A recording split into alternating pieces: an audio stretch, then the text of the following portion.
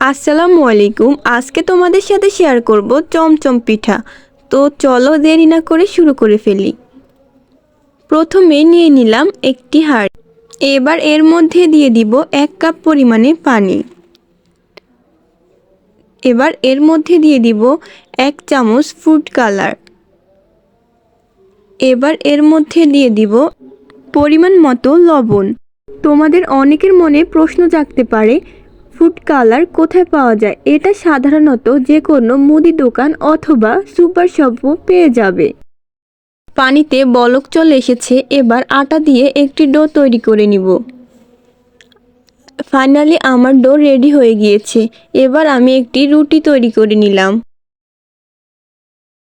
এবার আমি একটি নারকেল আর গুড় দিয়ে একটি পুর তৈরি করে রেখেছি। এবার রুটির মধ্যে পুরটা দিয়ে দিব। এবার রুটিটাকে একটি রোলের শেপে তৈরি করে নিব। চমচম পিঠা তৈরি করা অনেক বেশি সহজ, অনেক বেশি টেস্টি। তোমরা চাইলে যে কেউ এটি তৈরি করতে পারবে।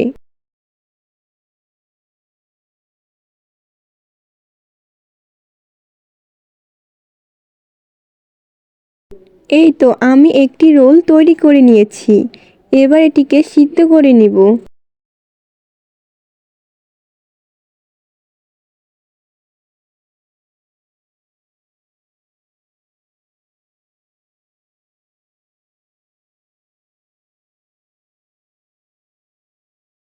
প্রায় 10 মিনিট পর্যন্ত সিদ্ধ করে নিব। 10 মিনিট পর ফিরে এলাম। এবার একটি ছুরির সাহায্যে কেটে নিব।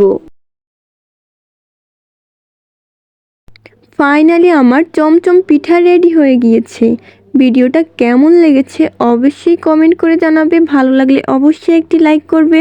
আর এরকম নতুন নতুন ভিডিও পেতে আমার চ্যানেলটা সাবস্ক্রাইব করে রাখবে। আল্লাহ হাফেজ।